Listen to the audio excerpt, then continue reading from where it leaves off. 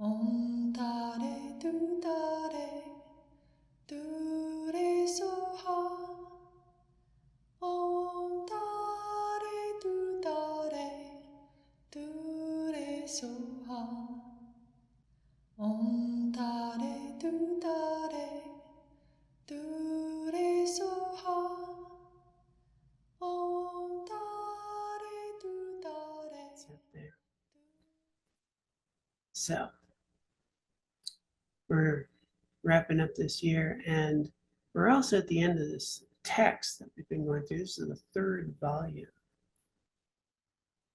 And I believe that we're primed now in, I think, a very healthy and nurturing way to actively engage in some of the practices on the stages of the path to awakening. It's the Lamrim Chenmo, and there are very specific meditations, analytical meditations, to gain some degree of realization and to be able to bring that into our lives in ways that are truly meaningful.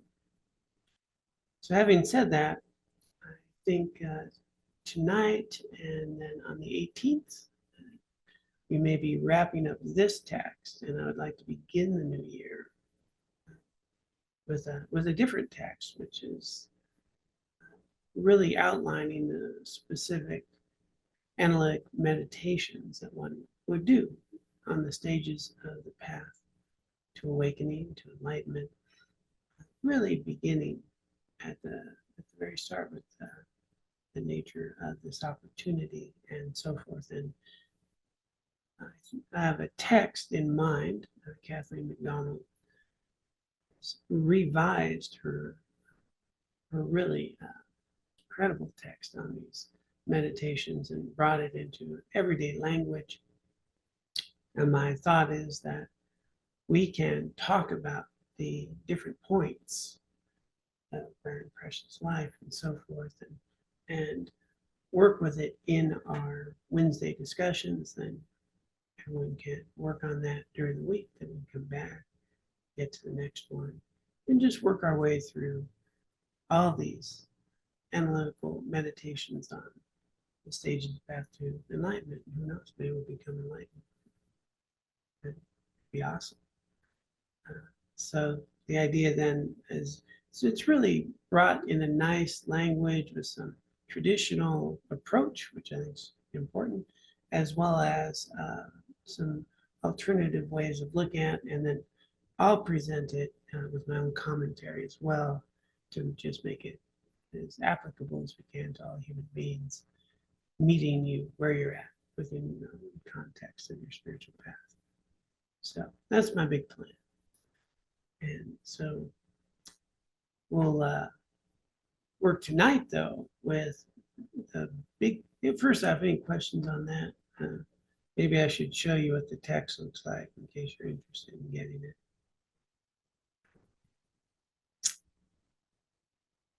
Maybe I should, maybe I shouldn't, because I don't see it in here. Okay, here we go.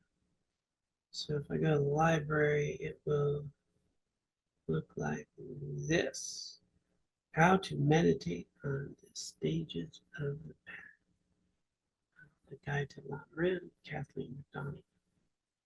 So she, a long time ago, wrote this book, and just it's been an incredible resource, and now it's been revised, I think, to meet these modern Westerners in a new way. So I think it'll be a really accessible text, and I think be it's a real good way to take everything that we've been talking about and start applying it in our lives. So that's the image there.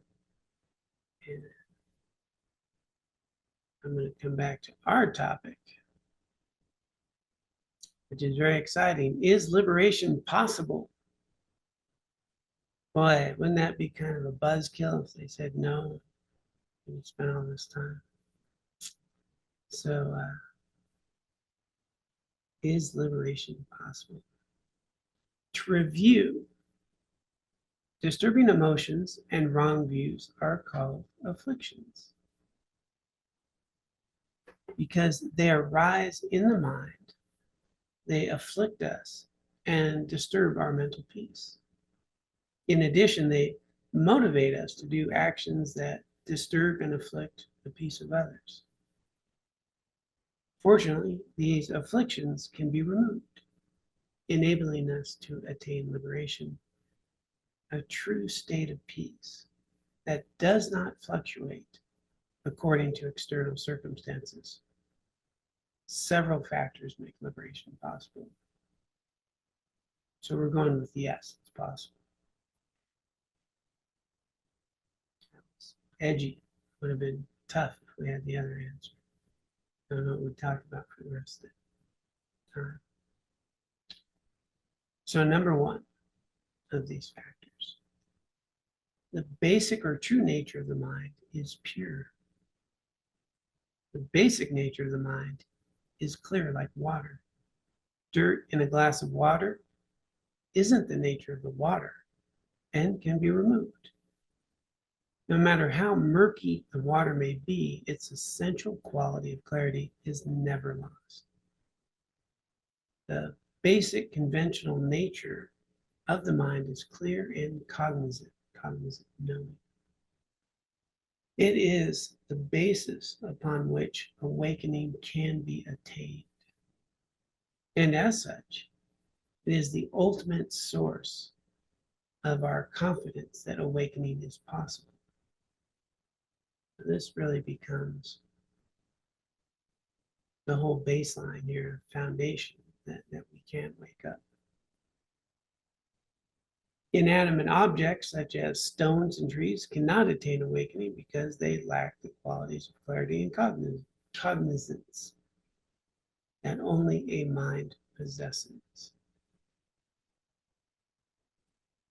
Okay, so just pausing there for a moment. This actually, by the way, in the analytical meditations on the path to awakening, will be one of the first meditations. It's the foundation. It's the whole deal. It's like, if this isn't true, well, then then we're not going to get fully liberated. And so it's really important to not just sidestep this or just think, okay, mind's clear and cognizant. Okay, good. We can move on.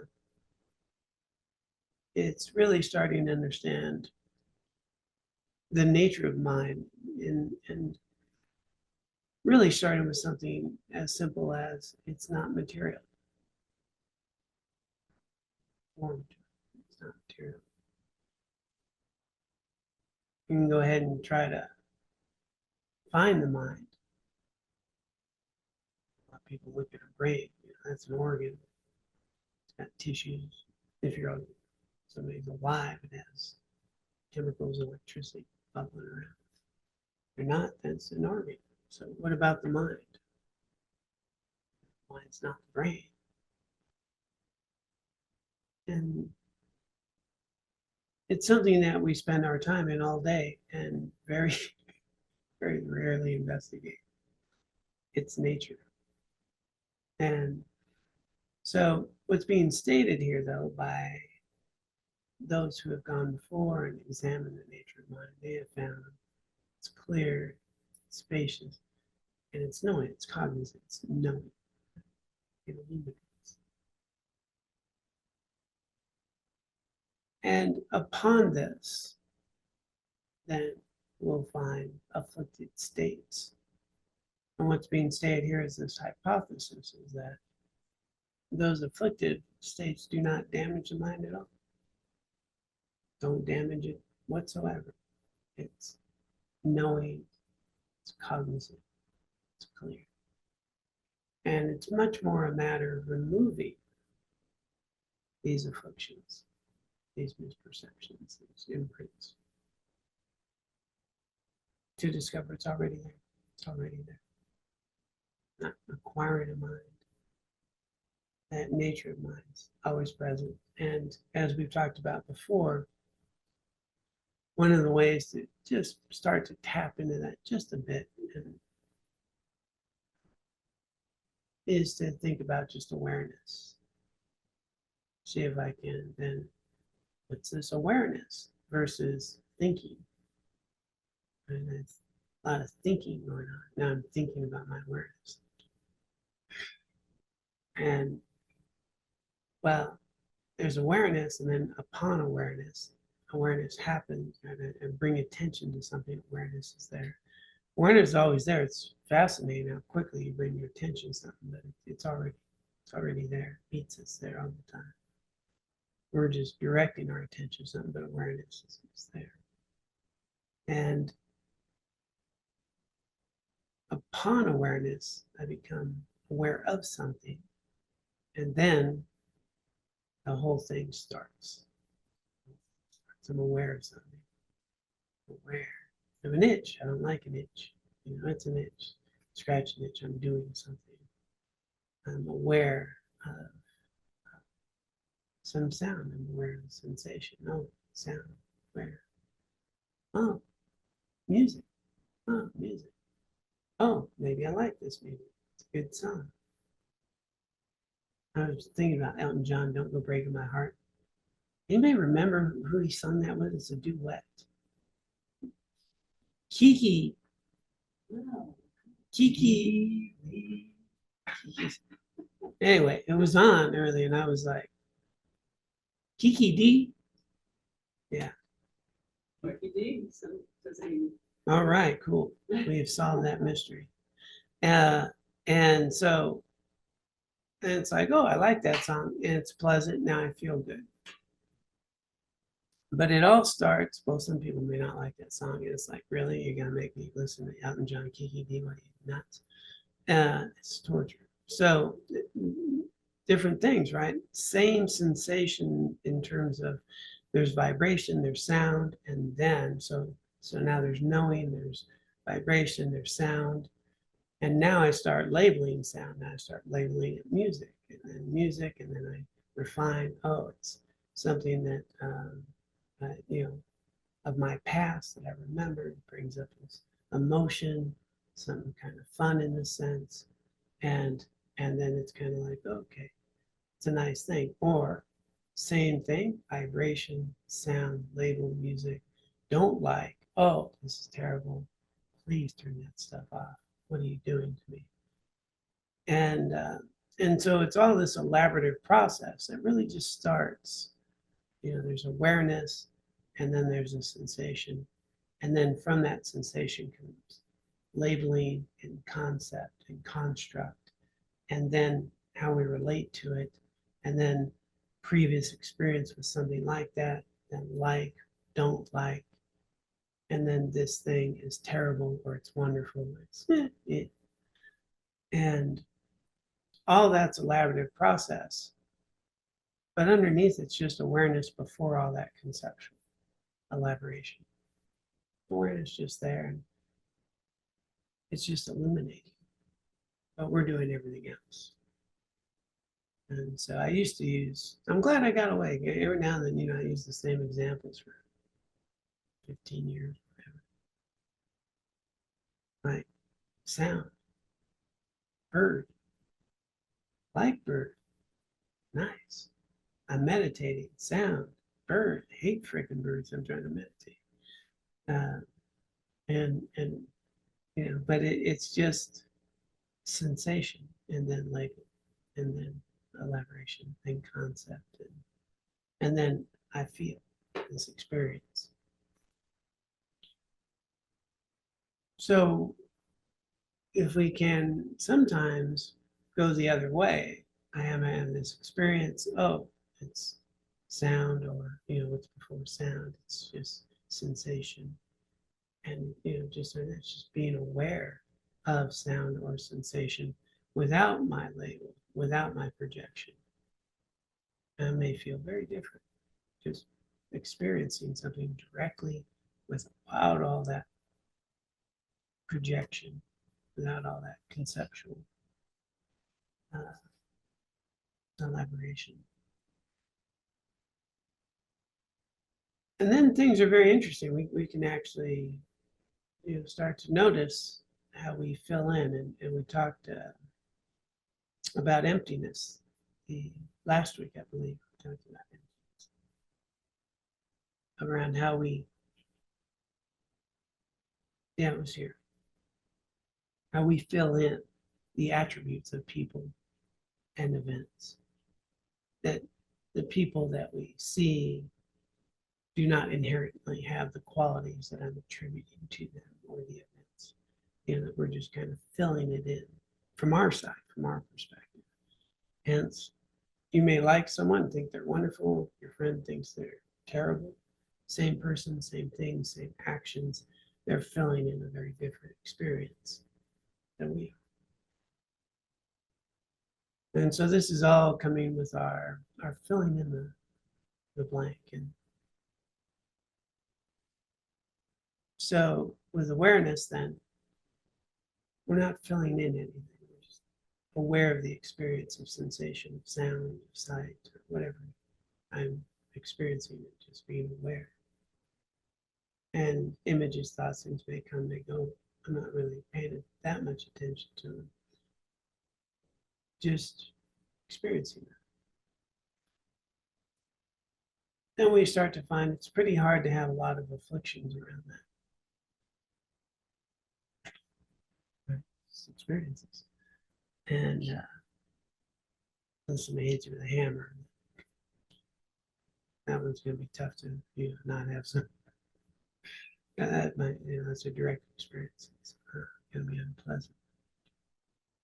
But in general, when we think about just how quickly we experience, we throw the label on, we conceptualize, we elaborate, and we have, boom, a thought, a feeling, and this is the way things are.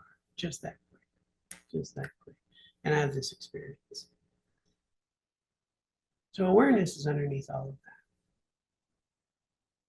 And so it's nice to just play with that a little bit when you can. Is just to simply be aware and without having to fill in anything. We had on our Tuesday morning session a good discussion around ways that you can sort of tap into that, and one of them is really just with an exhale. Really just focusing on an exhale and letting that exhale just dissolve. Focus on the exhale, the breath dissolves in space. And when I am just focused on that and in the spaciousness, I'm not needing to think about anything. You're just releasing. And the breath dissipates. And when you're able to just let go, release, then you may notice, wow, just the spaciousness. Didn't need to fill in anything. Just release. And then you kind of get to say, oh, there's this spaciousness, there's this awareness. And then that awareness is just always there. And we had a rich discussion for last retreat. Martha even had a question around that awareness that's always there, never tired, always available. And that's something I find helpful. My awareness is never tired. My mind is tired, my body is tired. Lots of things get tired, but awareness, boom, sleeping, it's there. It knows you're dreaming. It's aware of the body's sensations, it's aware of what to do. It's just always there. It's always available, and it's never tired. My mind gets tired. My body gets tired. Awareness never tired. And this is some ways that we can start investigating and seeing how this nature of mind may actually be available and may be unencumbered by all the things that we pile on top of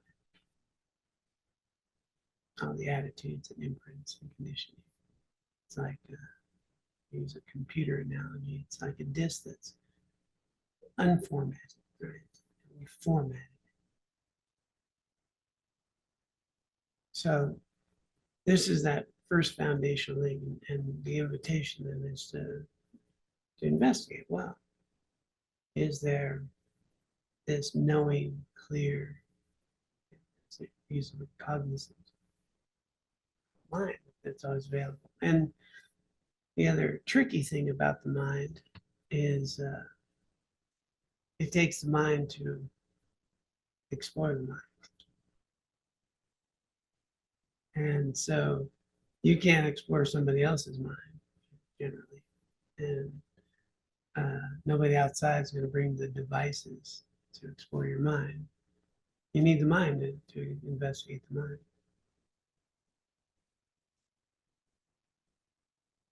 And that takes some refinement, some unformatting to be able to do that.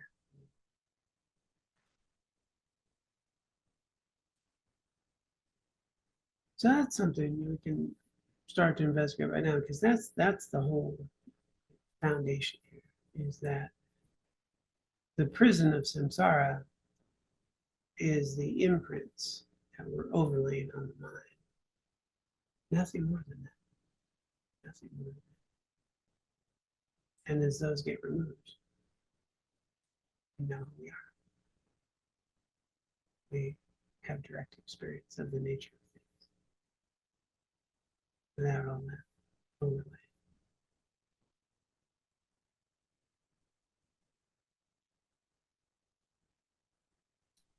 And they say it's doable.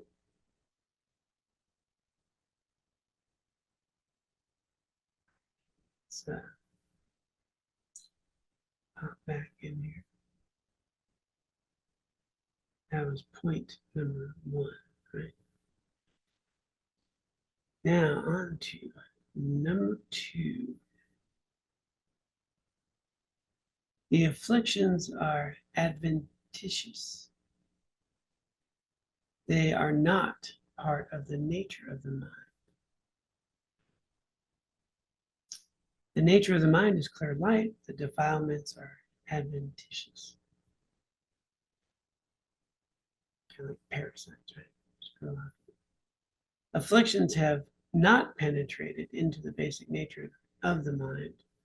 The fact that afflictions are not always present in the mind indicates that every instant of the mind's clarity and cognizance is not associated with afflictions. Sometimes our minds are peaceful and calm. Afflictions may arise and after a while pass away.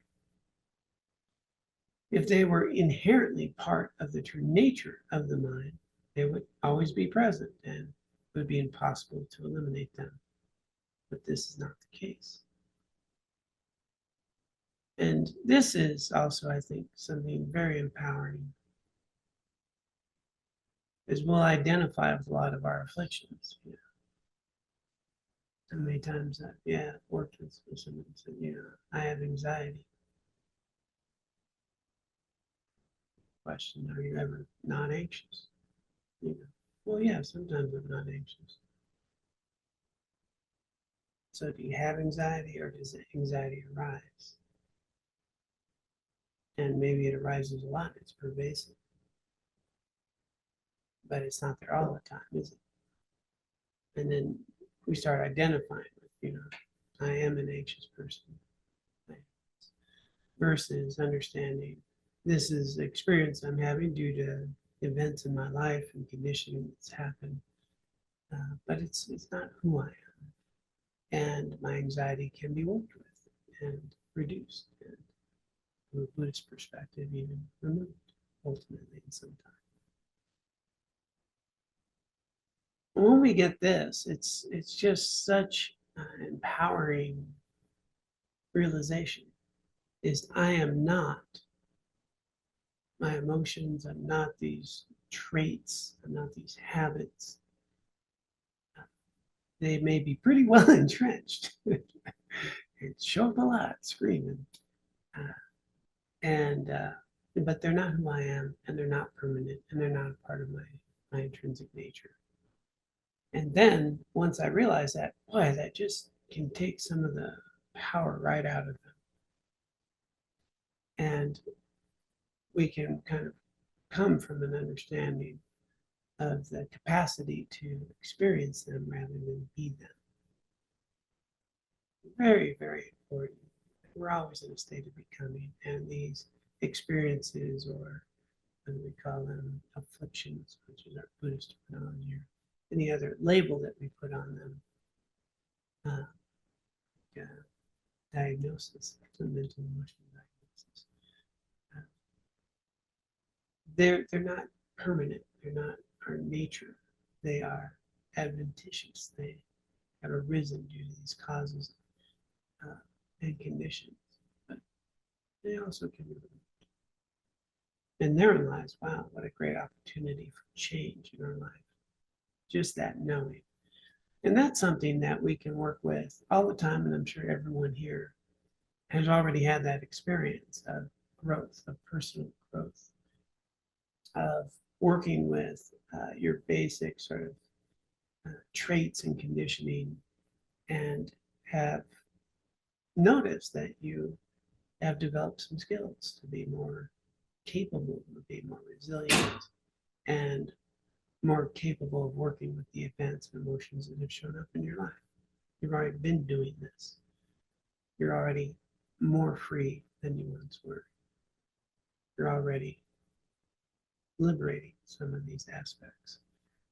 And so that's a good foundation to work with, instead of just, oh, it's in the book, it says this. Oh, nature of the mind, clear, cognizant, not a problem.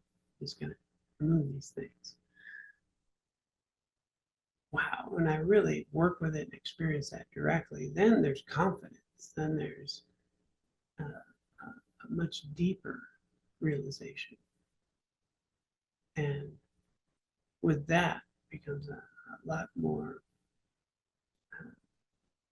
capacity for change, but a force actually around that. You don't get fooled so easy.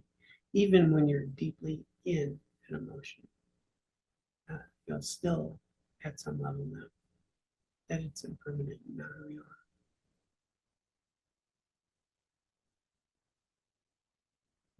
Okay.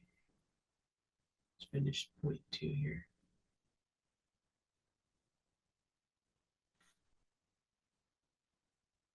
The purest form of mind is the fundamental, innate, clear light mind.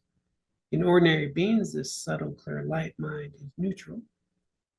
It has never been and can never become non-virtuous.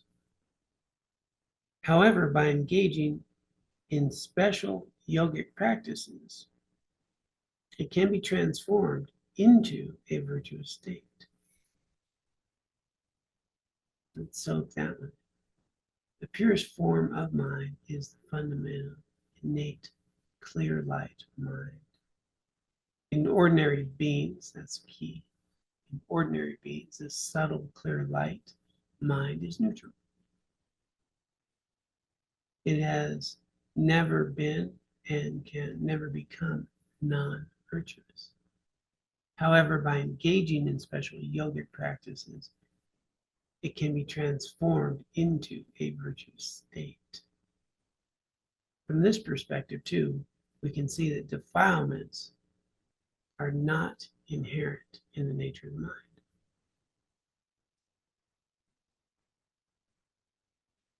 Yes.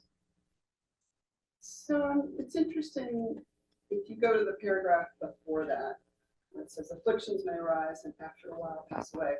Then it says, if they, meaning if afflictions were inherently part of the true nature of the mind, they would always be present. And it's interesting if you put clarity in there. If clarity were inherently part of the true nature of the mind, it would always be present. And that sounds like, it would, it counters, I think, our sort of conventional experience, because I don't always have clarity, right? I feel that I don't always have clarity. But what I think it really speaks to is this is a different kind of clarity than our very conventional way we talk about clarity.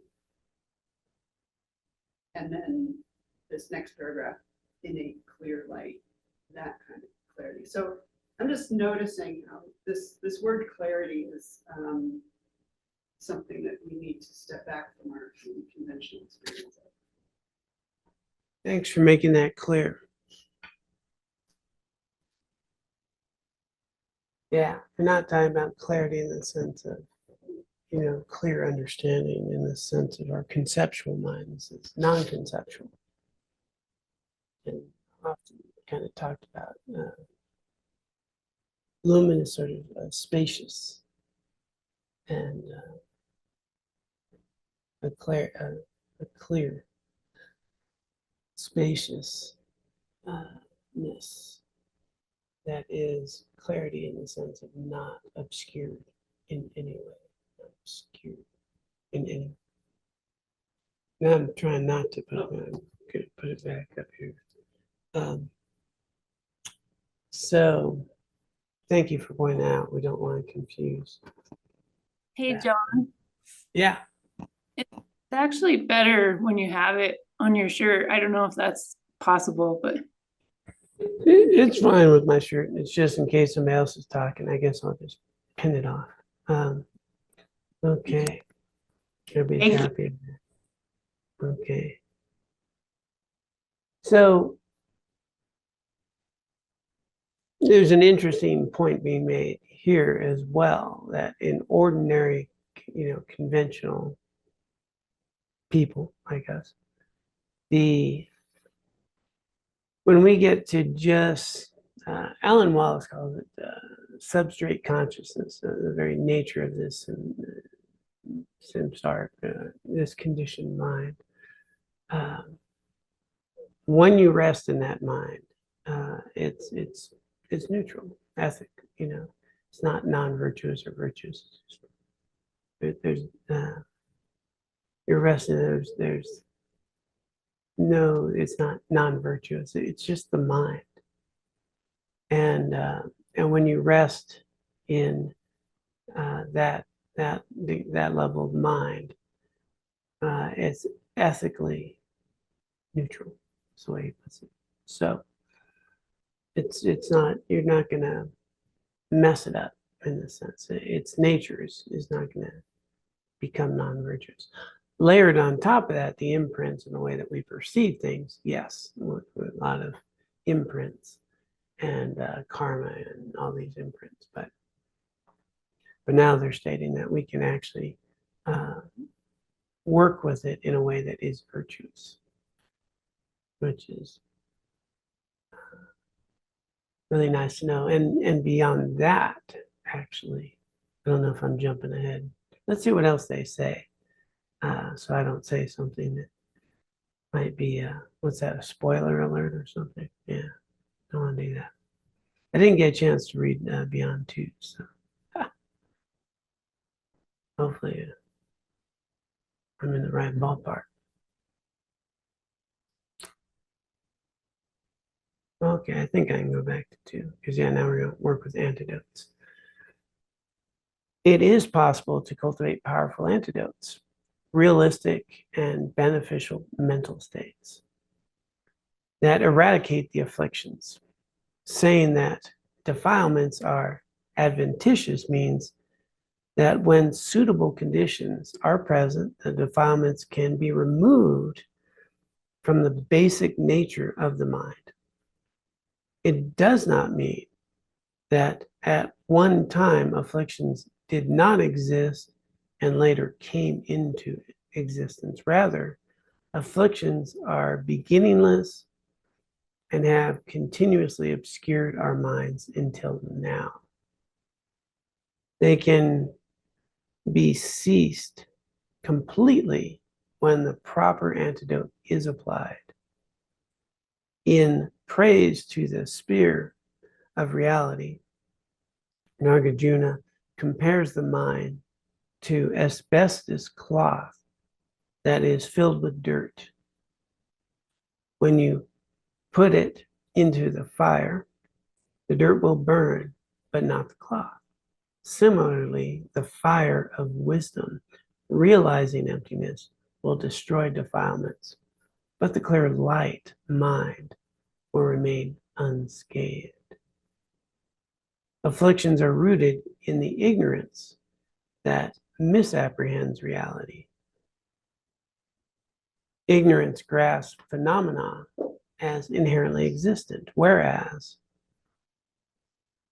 reasoning proves that in reality, phenomena are empty of inherent existence, since ignorance does not rest on valid foundation. It can be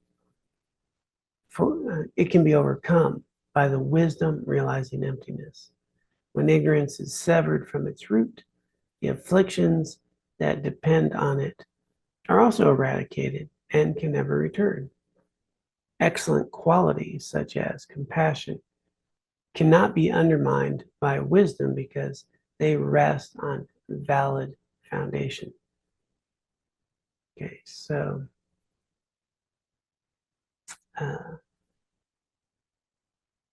that's actually what I was going to speak to a moment ago.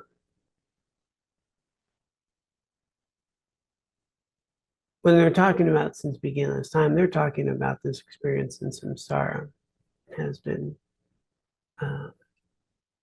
just that we can't find a beginning, because in order to become, there had to be a cause, and then there's a cause for that beginning, and so forth. So again, beyond sort of the conceptual mind, but that all of samsara, all of our conditioning, all of that is rooted on an invalid foundation, a misperception of ourself and our experience. And it can be completely uprooted by wisdom, by direct experience of reality, what we call emptiness. And completely removed. And then the other point that was being made is, whereas there is a foundation for compassion that is not based in misperception, it does not get eradicated.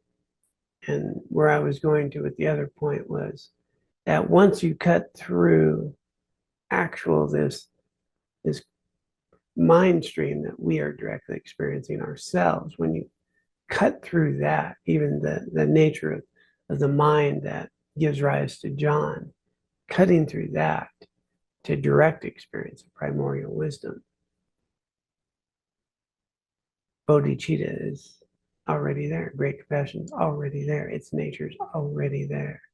You don't need to achieve bodhicitta or cultivate compassion. It spontaneously arises with that primordial wisdom, that primordial nature. It's already there. So no need to go acquire it. It's already there. But then the tricky part is, having said that, well, I'm not in my primordial wisdom, so I need to work on some compassion. And, do all the things to cultivate bodhicitta and this great compassion to have that experience. But the beautiful thing is, from the people who have done this, is it's already there. It's our nature. I want to read that quote here in the verses.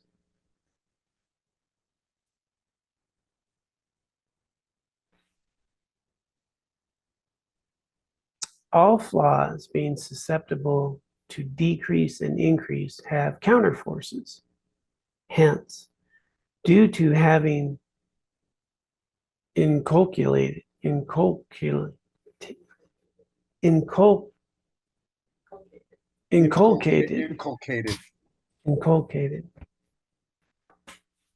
I don't even have my glasses.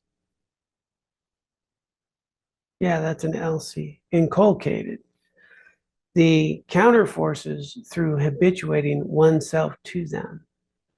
At some point, the pollutants should be eliminated. Hang on a second, I'm gonna make this a little bigger if I can. Zoom up. I learned how to do this the other day here. Font size. Okay.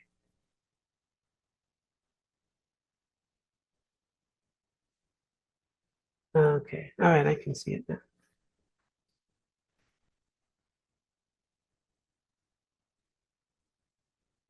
Oops, I think I went too far. The nature of the mind is such that it is free of pollutants, and by nature, a mind that has realized emptiness, has a real, undistorted object. As such, it cannot be counteracted by what is opposite to it, because even if one were to attempt to do so, the mind is naturally inclined towards its nature. And so the reflections here are, what they have you reflect on. Reflect that the basic or true nature of the mind is pure and untainted. Consider that afflictions that plague your mind and cause so many disturbances in your life are adventitious, right? They're just added on. They are not embedded in the nature of the mind. Oops. Reflect that it is possible to cultivate powerful antidotes to each and every affliction and obscuration. Conclude that the possibility to attain liberation exists within you, and that, given your precious human life with all conducive factors for practicing the path, you have the ability to attain liberation and full awakening. So therein lies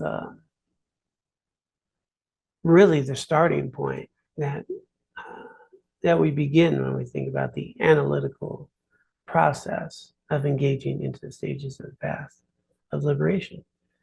It's just very basic, fundamental. Let's understand a little bit more about the mind. And then this gives us a framework to work with. So often we're trying to change everybody else and everything else, and we don't recognize that, oh, actually, if I start purifying this mind, then everything else I experience changes. And my experience of them changes. How do I put that? So let me pause there. I'm sure that was, very clear.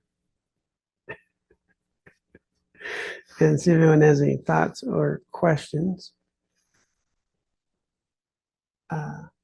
Greta. Hey, John. At first I was like a little doubtful because I was like, those defilements have been more omnipresent than the pure, clear mind that's free and liberated and enlightened and compassionate and loving and all that good stuff. And all that good stuff, And later in the text, I was just had like a sense of peace, and I was like, oh, like my natural being is kind, is aligned with my values, is kind, is compassionate, is knowing, is wise. And it's just something I think I can use in the future to, like, when I feel disturbed, I can just, I don't know, have a little piece of paper handy in my notebook that I carry around and just look at it. Like, just remember, like, the mind is not this. It's something much more kind and all that stuff. So thanks. Thank you.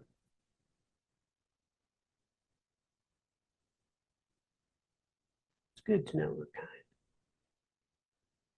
We just have a lot of armor up.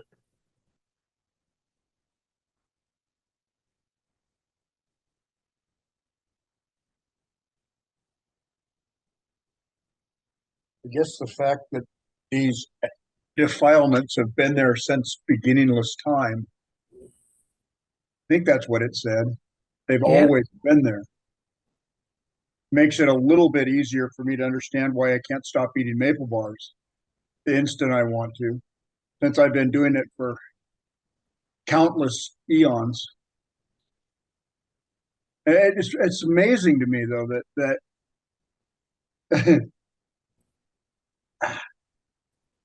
I mean,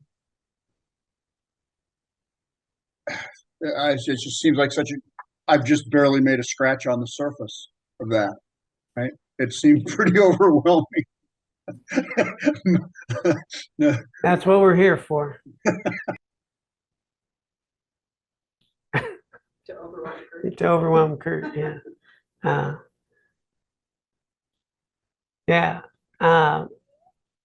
And the thing to always remember, and I keep pointing out again and again, is to already see how much more liberated we are than we once were.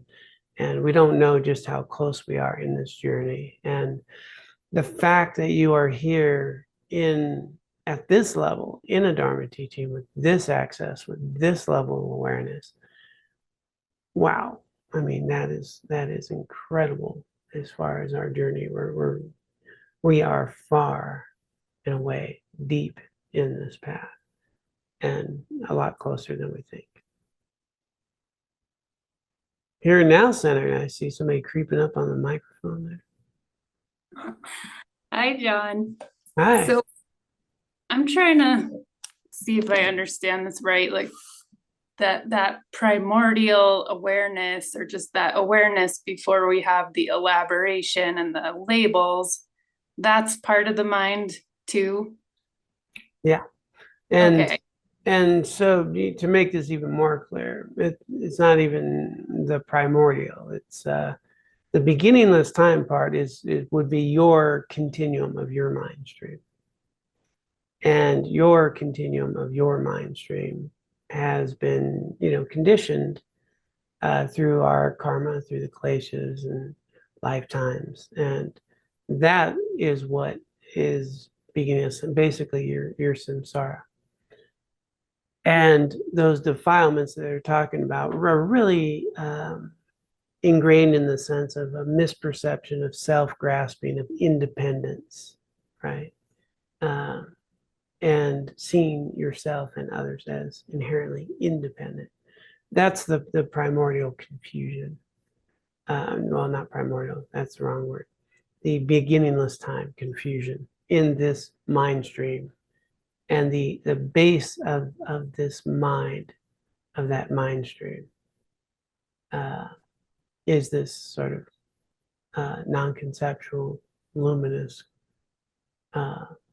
mind that is embedded with karma and klesha, that then gives rise to how we experience ourselves.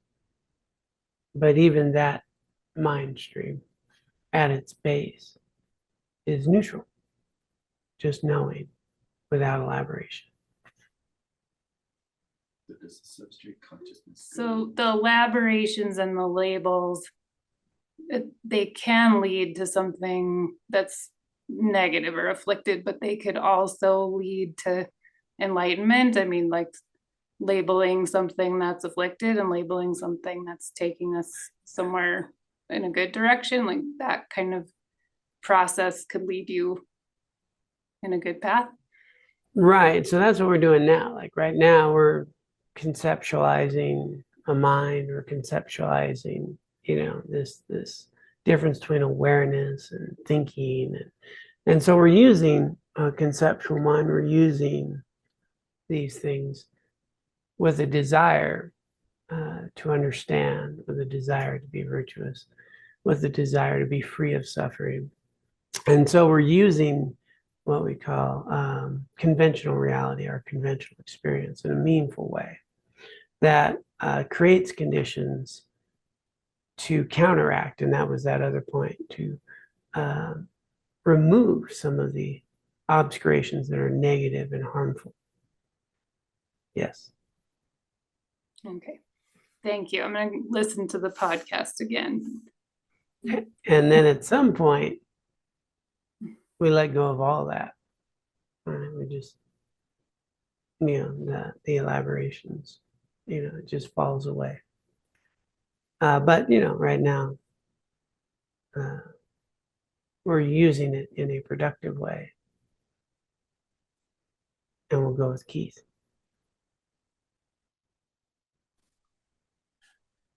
Good evening, everybody. Yeah, a couple things. I really like that quote that we can attain a true state of peace that does not fluctuate according to external circumstances. That really, I wrote that one down. What was exciting about that, or is exciting about that for me, is while I have not attained this, continual state of peace, I am getting glimpses of it. Like I could relate to that quote in terms of like little flashes of it. And I'm thinking about equanimity practice, that calm, balanced state of mind without bias and attachment and aversion.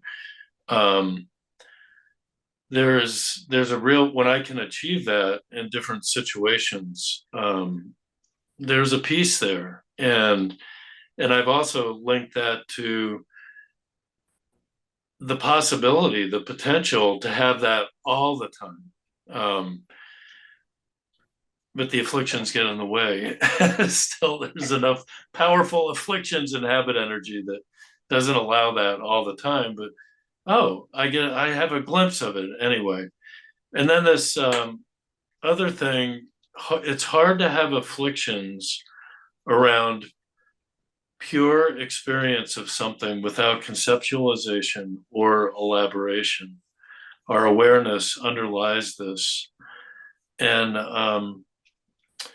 it's really interesting. I've never heard it stated, but I guess I've been sort of piecing it together that there are times when I'm reacting negatively to something, and I've caught myself and noticed that I'm just having all this commentary and judgment and elaboration about something going on in my mind. And if I can just let that go and just experience the experience, I'm thinking of like a cold, rainy day and being outside, for example. My mind wants to have all kinds of commentary about that. Oh, it's freezing cold. This is terrible. I have to get in somewhere. I don't want to be out in this rain, and on and on and on. Instead, I can get to a place where drop that and just experience the rain. Just experience the rain and the cold and feel it. And what is that like? And when I can do that, it really isn't, it's not afflictive.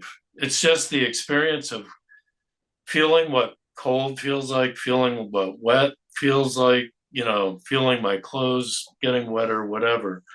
I don't know if that makes sense or not, but and I've done that other places with different experiences too. When I can let go of that stuff in my mind, that commentary, and just experience it,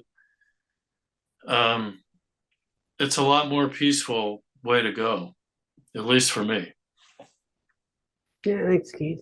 Yeah, I was just going to say, Go ahead, Chris.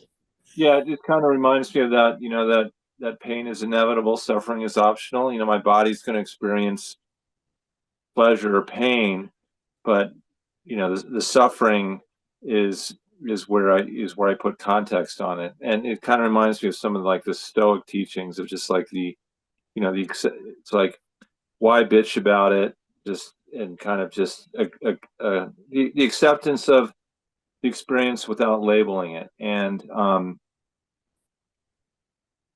it's like if my body's beat up, it's going to be beat up whether or not I decide how miserable. I guess I have some choice over how miserable I want to be, and I think with that comes some empowerment. Keith was kind of talking about the idea that because I wrote that same comment down about true peace is not dependent upon external circumstances. I think having that as a mantra in our daily life gives us opportunities to really practice that throughout the day. What you've talked about this about, if I'm in traffic, well, I am traffic, but if I'm in traffic, am I miserable, or is it just merely traffic? And not labeling. So anyway, that's my thought. It doesn't really seem go back to that, pain is inevitable, suffering is optional. So that's kind of works for me pretty well. Yeah, let's just add one more sentence to that. Right? Pain is inevitable, suffering is optional, and suffering is I don't want the pain. Yes. Right? So that's the whole deal there is what makes something the suffering is I don't want it and I want it to be different and a whole lot of I there. And so both of you gave great commentary on how to reduce suffering to a massive extent by living in reality, by living in acceptance. This is what's happening, whether it's raining or whether my body's aging or whatever. The real suffering is coming from me not accepting the very nature of the experience itself and the projection of all that labeling and elaboration instead of just experiencing it. And so you both did really, I think, really, yeah, spot on with that. And so there we tap into what has been around since beginningless time. And I has a lot of, and there's a distinction between preferences and acceptance. With acceptance, we live in reality. Well, this isn't going the way I thought. It doesn't mean we don't have a preference to make ourselves better, a preference to enjoy something and engage in something. We have preferences, and we're not blah. It's preferences, but you may have the best plans, and it may go completely sideways. In living reality, it's just, okay, I'm letting go of that preference for reality as opposed to I have an attachment to how my body should be or how the weather should be or how my partner should be or how traffic should be. Therein lies all that suffering. Instead of, as you both put it, what if I were just be in this experience and now I'm engaged with it in a way that's meaningful. A lot less suffering. Yeah. But no need to let go of preference. Martha, you got a hand up. It didn't pop up on mine, but Laura saw it. Well, it was a physical. Well, a physical hand. Oh, I only see about 6 people. Yeah, I don't have the little yellow hand anymore for some reason on my options. We'll get you a little flag to wave. So John, can you help me understand? I'm thinking about the nature of the mind as pure light, clear, pure light, and how is this mind, this word being used as mind? I'm getting that it's a far cry different than the chattering mind when I'm trying to meditate, that the mind is, and we're trying to tame our mind and train our mind. It's the same word though, it's mind, and that's confusing me a little bit. But my main question is, is awareness being the continuum of this, beginningless time? Is this the mind and the pure light, clear nature of mind? And awareness, how are they the same or how are they different? Or I'm confused about that. So, awareness, I guess here's how do we put it in a. So we use a conceptual thinking mind as a human, right? Just think about human mind. We have a human mind. We think about things. We create things. We conceptualize. We slap labels on things. We use that all the time. And so when you get to where you're not actually caught up in all that conceptual thinking mind, one way to get to more of the, so think about the nature of mind and then the thinking conceptual mind. So what they'll use as an analogy often is the sky, right? Space is clear. There's clouds, there's storms, there's all that. So the clouds, the storms, and all that, that's within the space of the mind. And it's within the space of the sky, but it's not inherently the sky, right? So my conceptual thinking and this kind of human way of seeing myself and my experience arises from the mind, right? It arises from the mind, but it's not the nature of the mind. So, so we use this human conventional, what we think of as our mind. It's in the space of the mind. It's part of the mind, but its nature, the very nature, without the thought, without the conceptual thinking, is where you find luminosity and non-conceptuality. So it's not that it's different in the sense of the nature's there even in a human conventional thinking mind. The very nature is still there. And so as you think about awareness, it's a good tool. Awareness is going to be within my mind. And simple awareness, if I can start being aware of things without thinking, elaborating, projecting, you're just going to notice that that's already just always present. And but again, it's all, they're not they're dependent and interdependent. They're not separate things. Does that make sense? Or have I confused even more? So here's the way I would layer it. And I'm going to try to use Alan Wallace's, substrate consciousness, this continuum of consciousness.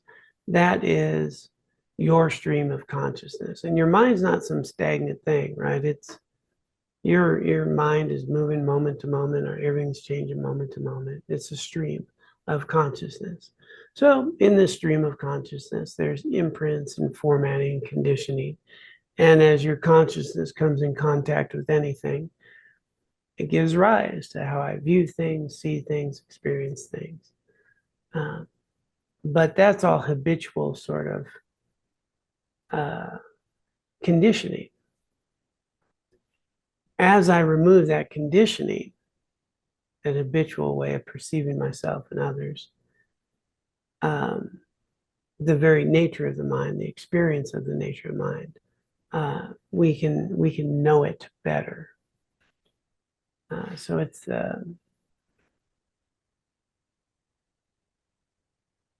our experience arises from that base consciousness. But beyond that, which is the main point here, even to really wake up, is you cut that whole continuum and have a direct experience of primordial wisdom that is even deeper, and beyond that, it severs the whole thing. So that continuum of mind that you get to experience every day, which has been going on, they would say, it can be completely eliminated, and beneath that is actually Buddha nature, and primordial wisdom. So that really clarified it, right? One of my favorite sayings is "It's clear as mud." Yeah. No, So- I'll give it some more thought. Thank you. Okay, so the mind of becoming, just think of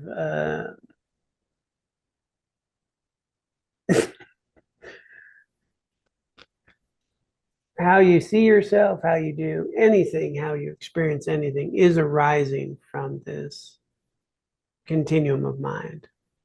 It just arises, it's the space from which it all arises. That's all. And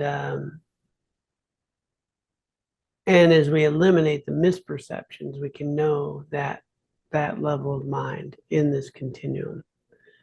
But so it's everything that we know about ourselves is dependent upon this base nature of our mind. It's what is illuminating everything. But then how we see each other, it's going to be this sort of very formatted, conditioned mind of a human. But it's not different. It arises from the space of the mind, the unconditioned. The conditioned arises from the unconditioned.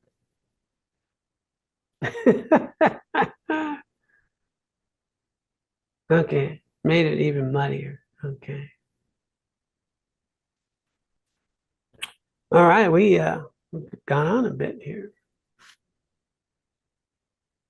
So I'm going to encourage you to simplify all this and just start noticing the difference between how I elaborate and project and what that causes versus just being aware and accepting of an experience and engaging in these experiences as best we can in a healthier way.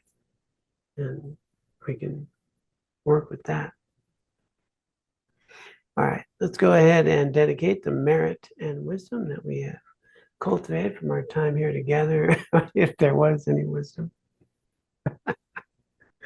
and for the benefit of others and for our own continued spiritual growth. Let's begin. By this merit, may I soon attain the enlightened state of Guru Buddha, that I may be able to liberate all sentient beings from their sufferings. May the precious Bodhi mind, not yet born, arise and grow. May that born have no decline, but increase forevermore.